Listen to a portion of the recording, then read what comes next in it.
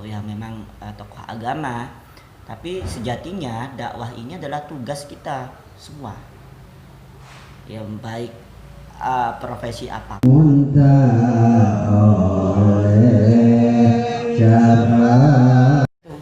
Bismillahirrahmanirrahim. Alhamdulillahirabbil alamin wassalatu wassalamu ala asyrofil anbiya mursalin sayyidina Muhammad wa ala alihi washabihi ajmain. Alhamdulillah, segala puji syukur kehadirat Allah Subhanahu di mana pada pagi ini yang cerah, jika masih diberi kesehatan oleh Allah SWT dan nikmat yang sangat luar biasa di pagi ini. Marilah kita bersyukur atas nikmat yang Allah berikan kepada kita semuanya. Salawat dan salam kecurahan kepada Nabi besar Muhammad SAW, di mana beliau telah memperjuangkan Islam dari zaman jahiliyah sampai zaman terang benderang ini. Ya, bertemu kembali lagi dengan saya Syaiful Hidayat. Dengan insya Allah video kali ini saya akan membahas tentang dakwah Islam di masa pandemi ini. Kenapa saya membahas dakwah Islam di masa pandemi ini? Sebelum masa pandemi ini, ketika masih banyak berdakwah, tapi setelah memasuki masa pandemi, kadang masa pandemi COVID-19 ini, banyak sekali dakwah-dakwah kita melalui online, baik itu melalui Zoom meeting dan Google Map maupun YouTube dan lain-lain. Banyak sekali dakwah-dakwah kita. Maka seperti apa? Kali ini saya berbincang dengan yaitu Gus Syauki, salah satu juga dari MUI atau Majelis Ulama Indonesia Jatim Jawa Timur dan PWNU Jatim sendiri. Kita sapa langsung dengan Gus Syauki. Assalamualaikum Gus. Waalaikumsalam warahmatullahi wabarakatuh. Gimana kabarnya Gus? Alhamdulillah. Ya, saya pengen tahu pendapat tentang Gus terkait apa sih dakwah ini. Banyak orang kita berdakwah. Kenapa kita harus berdakwah? Tujuan dakwah ini apa gitu? Islam. Baik, dakwah di sini itu secara etimologis ya, secara bahasa dulu ya, kita membedah. Dakwah itu dari kata da'a yad'u. Dakwah itu bisa artinya call memanggil, bisa artinya to invite, mengundang. Karena risalah dakwah itu surat undangan ya. Terus bisa artinya mengajak, ya, bisa artinya ya da'a ya do'u, meskipun jauh dari kata, cuma satu akar dari doa, berdoa. Dalam firman Allah surat An-Nahl kan, ud'u ila sabili rabbika bil hikmati wal mau'izatil hasanati wajadilhum billati ya ahsan, kan gitu ya. Di situ ajaklah, bisa artinya panggillah. Nah, dakwah di sini ini tidak hanya kita maknai sebagai profesi ya. Jadi kalau profesi ya pada akhirnya tugasnya bagi yang berprofesi sebagai mubaligh, penceramah, atau yang memang tokoh agama. Tapi sejatinya dakwah ini adalah tugas kita semua, yang baik profesi apapun, statusnya apapun. Karena makna dakwah ini kan mengajak kepada sabili rabbika bil hikmah. Jadi di situ kan kok enggak ud'u ilallah ya, pakai sabil. Itu menandai sabil itu artinya kan jalan. Mas Saiful. Nah, jalan maksudnya dalam dakwah kita harusnya lebih kepada mengarahkan, menemani hingga menuju kepada tujuannya, yaitu Tuhan. Mengajak pun ya kita ikut di dalamnya. Jadi orang pintar saja kita berceramah, tapi terkadang kita tidak sebagai penceramah namanya tidak melakukan apa yang kita sampaikan. Nah, ini jelas kata Allah, kabura makran indallahi an taqulu ma la taf'al. Sangat dosa besar ya di sisi Allah, antaqulu ma la taf'alun, kalian semua itu berbicara tapi tidak melakukan. Itu berat. Jadi tadi itu pemaknaan dakwah secara bahasa, memanggil ya, kita menggunakan namanya kita memanggil. Kalau kita memaknai dakwah itu memanggil tadi secara bahasa, ya kita harus dengan panggilan yang sopan, dipanggil tapi bentak-bentak atau dengan diksi yang itu menyakitkan. Nah, itu tentu kan akhirnya tidak apa ya, respect ke orang kepada kita ya. Padahal yang sebenarnya yang ingin kita sampaikan adalah Islam sebagai agama yang paling diridhoi di sisi Allah. Tapi kan dengan cara memanggil salah, maka orang akan menjauh gitu.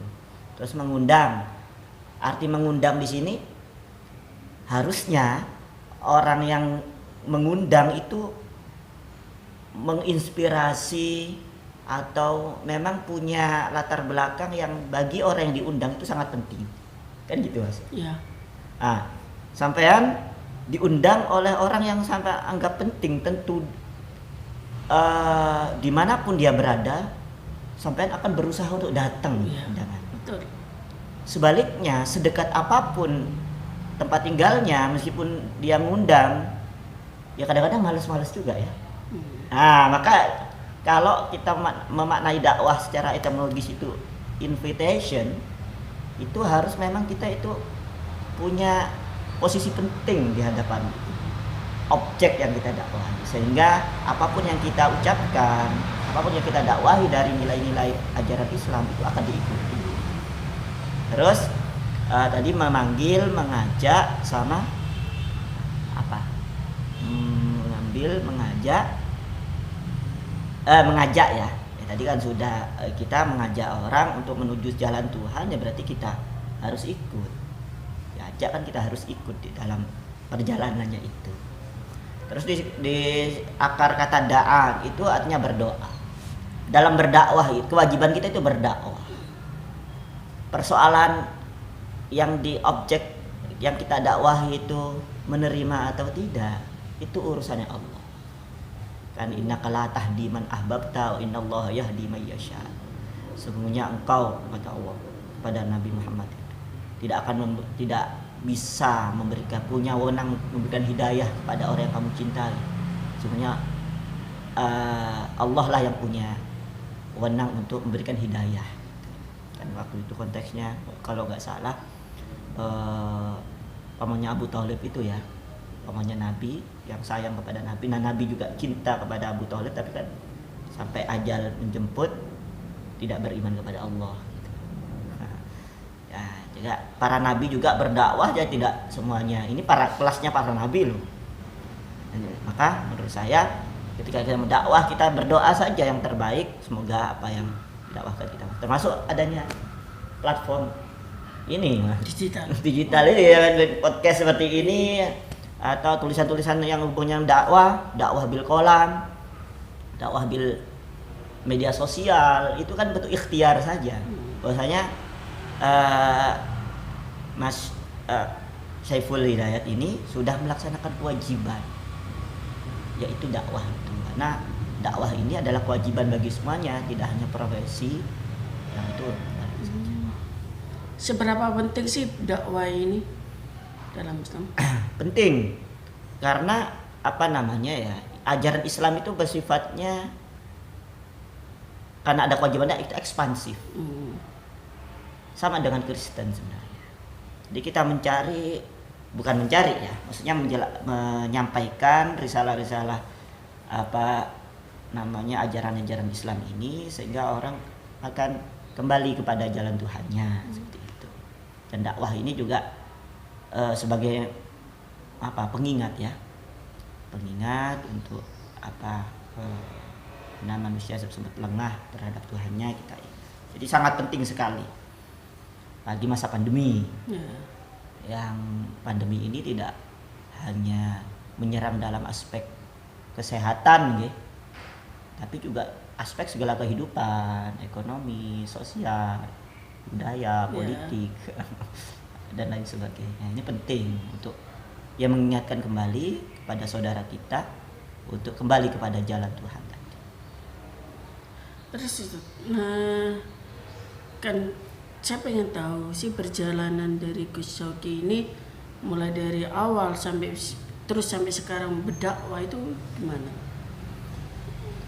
Sebenarnya ya itu kesadaran akan begini, kewajiban saya untuk menyampaikan nilai-nilai ajaran Islam yang sempurna ya. Tidak ada agama yang sempurna dalamnya kesempurnaan begini, yang sangat syumul, yang sangat komprehensif, mengatur segala aspek kehidupan kita, dari hal yang paling besar hubungannya negara namanya, sampai hal-hal yang paling sangat receh lah kata sekarang, dari cara bersin, dari cara bagaimana masuk kamar mandi, keluar kamar mandi, itu sangat diatur gitu.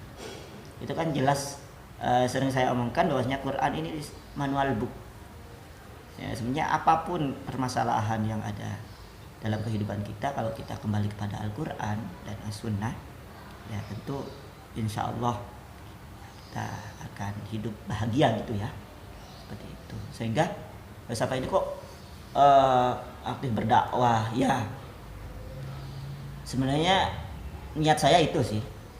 Jadi kesadaran akan dakwah itu adalah kewajiban kita sebagai seorang muslim ya, sehingga tidak berpikir bahwa dakwah itu profesi, apalagi ada tarifnya gitu ya. Aduh, jadi Imam Ghazali kan al-ikhlas, jadi ikhlas itu penting dalam berdakwah. Al-ikhlas ruhul ibadah. Ikhlas itu adalah ruh dari ibadah. Boleh saja orang sekarang itu bisa ceramah, pidato bagus gitu ya, cuma kan kadang-kadang apa yang disampaikan tidak karena keluar dari mulut, maka menerimanya telinga, tidak sampai hati. Sama kepada aktivis-aktivis dakwah di media sosial, kalau dia diniatkan tidak ikhlas maksudnya untuk mencari viewer, subscriber, meskipun itu ya penting ya untuk semakin ya, tapi niatnya untuk bukan lillahi ta'ala, melenceng, yang ada hanya tontonan-tontonan saja, tidak masuk ke dalam, tidak menuju tuntunan. Jadi kalau dakwah itu tidak hanya untuk secara manual ya, tapi bagi siapapun kita berdakwah kita lakukan. Dan dakwah itu tidak mesti harus ucapan ceramah, tapi teladan itu justru yang penting. Sikapnya itu. Karena kan gini, al ulama warasatul anbiya, kan ulama lah ya. Ulama itu waris para nabi. Kok enggak pewaris para rasul? Kenapa? Apa bedanya nabi sama rasul? Kalau kan dalam sifat tablighnya menyampaikan, kalau nabi itu kan mendapatkan wahyu untuk dirinya sendiri. Kalau rasul menerima wahyu untuk dirinya sendiri dan disampaikan kepada. Nah, seorang ulama, seorang alim harus punya kewajiban untuk mengajarkan, mendakwahkan keilmuannya itu. Nah, mendakwahkan itu, maka tadi itu pewaris para nabi. Tidak hanya ucapan sebenarnya, tapi keteladanan. Jadi keteladanan itu penting. Nah, kalau zaman sekarang ya, di masa pandemi kan lebih banyak stay at home dan intensitas menatap layar gadget itu kan lebih besar nih. Maka kita harus bisa selektif ya, melihat dakwah ya di masa pandemi ini. Yang dakwah itu menyebabkan kita itu dakwah yang bagus adalah ketika kita mendengar ya, orang yang pendakwah itu, kita semakin tumbuh perasaan cinta kita, bukan kebencian kita terhadap golongan lain. Atau itu sebenarnya yang paling utama. Pandemi, karena tadi pertanyaan pandemi, jadi harus menyatukan, tidak hanya intern umat Islam sendiri, tapi juga antar umat beragama. Terus apa hukumnya untuk melihat dakwah yang di YouTube tentang gitu? Itu bagaimana hukumnya? Hukumnya ya sama, maksudnya kita ikut kajian gitu. Pahalanya, kalau bicara pahala ya, saya rasa ya innamal a'malu binniyat ya. Ya kalau niat kita memang kalau untuk saat ini masa pandemi ini kita tidak bebas ikut pengajian di masjid yang awalnya itu kita via Zoom, via virtual atau via YouTube, saya rasa sama ya. Ya, tolabul ilmi sisi bagi kita yang ingin mencari ilmu itu, bagi seorang pendakwah saya rasa ya telah melaksanakan kewajiban untuk berdakwah. Jadi itu kalau seperti YouTube, Zoom itu adalah hanya aplikasi ya, Alat. Tergantung kita niatnya ya. Niatnya. Kalau niatnya kita menghadiri majelis tukaran lillahi ta'ala, maka dikabulkan kepala. Iya. Mendapatkan ridho dari Allah. Kalau sebaliknya, kalau niatnya tidak lillahi ta'ala, baru kita tidak mendapatkan pahala. Gitu bisa. Iya. Oh. Jadi mengerucut kepada media, memang kita kembali ke secara tinjauan historis kita. Islam masuk ke Indonesia, ya kan, para ulama, para habaib, khususnya Wali Songo ya, yang dianggap sukses, yang kita teladani sebagai juru dakwah, yang awalnya nenek moyang kita itu animisme, dinamisme, ya kan, itu sebagai menjadi mayoritas Muslim, itu kan suksesi dakwah ulama-ulama terdahulu ya, khususnya Wali Songo. Nah, apa suksesi dakwah Wali Songo khususnya? Yaitu menggunakan, maksimalkan media yang waktu itu lagi tren. Dari ya contohnya Sunan Kalijaga, wayang. Dulu kan orang pokoknya aja apal gelar wayang itu pasti mengundang banyak orang. Yeah. Nah, itu dijadikan media. Sebenarnya wayang itu nggak ada hukumnya. Jadi sama kayak gitu Mas, kayak pisau. Apa hukumnya pisau? Nggak ada. Menjadi ada hukumnya ketika apa digunakan untuk apa pisau itu dan efeknya apa. Nah, pisau itu untuk motong buah, bagus ya, dimakan, disodakokan. Nah, pisau itu untuk membunuh orang, haram. Sama kayak media ini, YouTube, Facebook, atau bahkan TikTok lah, yang dianggap itu haram. Sebenarnya media-media tersebut, platform tersebut itu gak ada hukumnya, karena media alat. Tapi tergantung penggunaannya untuk apa, dampaknya itu seperti apa. Kalau penggunaannya untuk kayak platform ini, podcast untuk dakwah, ya berarti kan berpahala adanya itu. Atau bisa dalam kaidah ushul fiqh ma la yatimul wajib illa bihi fa huwa wajib. Sebuah kewajiban sebuah kewajiban tersebut tidak sempurna karena sesuatu tersebut, maka sesuatu tersebut itu jadi hukumnya wajib. Paham ya? Punya dalam tadi itu kita obrolkan masalah dakwah. Dakwah itu kewajiban kita sebagai seorang muslim semuanya. Nah, alatnya apa? Sesuatunya itu apa? Karena masa pandemi ini kayaknya memang harus butuh YouTube. Harus butuh media aplikasi sosial media. Maka aplikasi sosial media itu menjadi sebuah kewajiban untuk kita gunakan. Meskipun dalam notabene pembuat itu adalah non muslim ya. Tapi kan kita sama dengan mobil buat non muslim. Kalau kita punya motor atau punya mobil, nggak punya motor, nggak punya mobil, sehingga kita terhalang untuk menuntut ilmu, terhalang untuk ikut pengajian, terhalang untuk melakukan silaturahim, maka kan akhirnya tidak bisa melakukan kewajiban, maka wajib kita membeli kendaraan. Begitu. Yeah. Dari apa yang melakukan seperti itu adalah alat untuk kita mencapai sesuatu yang kayak ini. Dan pencapaian yang itu adalah pelaksanaan kewajiban, maka alat tersebut menjadi sebuah wajib yang harus kita miliki. Cuman kita niatkan dengan apa ya? Kita gunakan untuk apa dan goalnya itu seperti apa. Terus dari Gus Saiki ini apa sih strategi dakwah di masa pandemi ini? Strategi dakwah masa pandemi ya penggunaan media itu sih sebenarnya. Tadi itu intensitas kita di masa pandemi ini lebih banyak ini ya, menatap layar ya, baik gadget itu sendiri ataupun laptop. Maka itu kita ramaikan sebenarnya ketimbang pada akhirnya diisi dengan hal-hal yang tidak produktif. Apalagi yang sekarang ini adik-adik kita yang masih SD, MI, SMP itu udah punya HP ya. Efek dari daring itu kalau kita tidak isi dengan hal-hal dakwah ya akan menyebabkan sesuatu yang negatif. Alhamdulillah. Bahkan sampai bermaksiat. Apa? Kalau pakai api itu. Enggak. Kalau tidak melakukan sesuatu, malah ketika akan bermaksiat. Ya, sebenarnya sih sudah zamannya ya anak kecil kita larang gitu.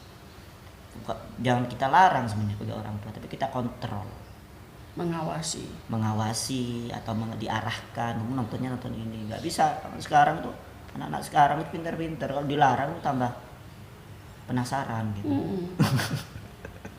Salah satunya kan anak muda sekarang ini kan TikTok. TikTok itu biasanya itu kan saya lihat itu ada sesuatu yang apa ya, bermaksiat seperti membuka aurat, terlihat aurat. Itu bagaimana cara menasihati untuk orang-orang anak-anak muda sekarang ini? Ya kita harus ini Mas, fastabiqul khairat itu ya, berlomba-lomba dalam kebaikan. Sudah kalau adanya seperti itu ya kita tidak bisa, artinya tetap kita usaha untuk menghilangkan kemungkaran itu ya. Tapi di satu sisi yang lain kita harus meramaikan juga itu. Jadi tidak cukup ada satu ustadz yang TikTok itu haram karena ya menampilkan hal maksiat. Sekali lagi tadi itu media alat itu nggak ada hukumnya. Nah, ketika ucapannya haram seperti itu terus seperti apa kalau orang anak-anak teman-teman kita banyak yang download? Iya betul. Nah tugas kita adalah ya sudah ini kalau anak TikTok ini diminati banyak orang, kita masukkan nilai-nilai Islam di situ. Sama kayak Wali Songo sekali lagi tadi itu, melihat masyarakat Jawa pada waktu itu kalau bicara pegelaran wayang pasti banyak yang datang. Nggak bisa serta-merta kita bikin pengajian yang akan sepi. Maka kita masuk ke dalam apa yang diminati itu, lalu kita masukkan nilai-nilai Islamnya. Oh ya. Itu betul. Strategi dakwah Wali Songo di situ. Nah, dalam konteks kekinian, apa ini platform yang diminati? TikTok semuanya yang paling baru. Ya kita terus masukkan saja nilai-nilai keislaman. Kan ada kan TikTok tidak mesti harus yang nari-nari itu ya. Kadang-kadang ada tim mana bubur diaduk atau nah itu nanti mungkin didesain sekreatif mungkin tim mana surga atau neraka surga gitu kan, tim surga. Kamu tim bisa dibuat seneng-seneng aja ya, tim sholat jamaah apa sholat sendiri gitu-gitu kan menarik ya. Jadi semua apapun itu hanya alat, tapi tergantung kita niatkan niat dengan berdakwah. Gitu. Seperti itu.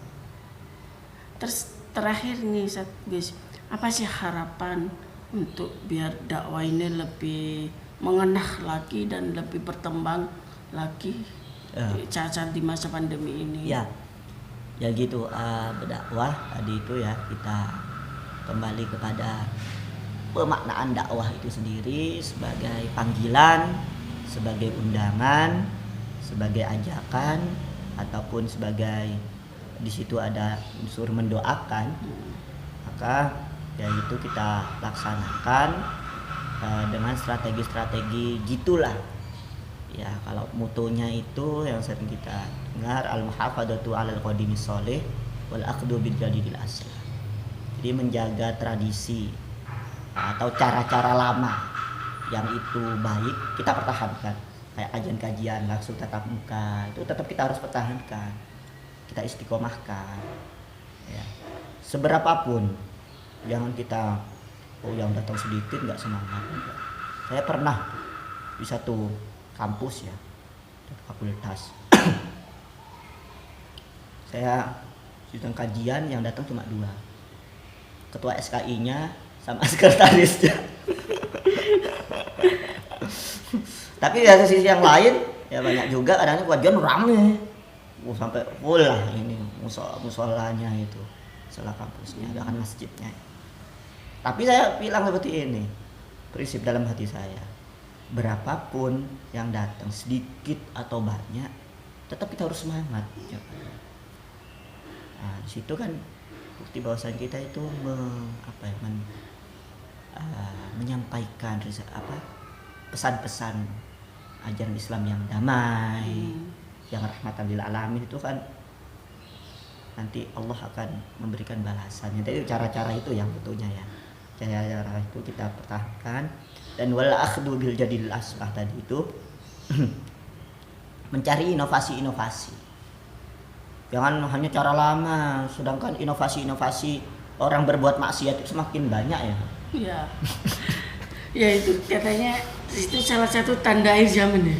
Nah, Itu yang paling ya tidak ada yang sama. Tapi ya selama masih azan berkumandang dan kesadaran beberapa teman-teman kita, aktivis termasuk sampean mendakwahkan dengan inovasi akhdhu bil aslahnya itu, saya rasa kiamat masih lama.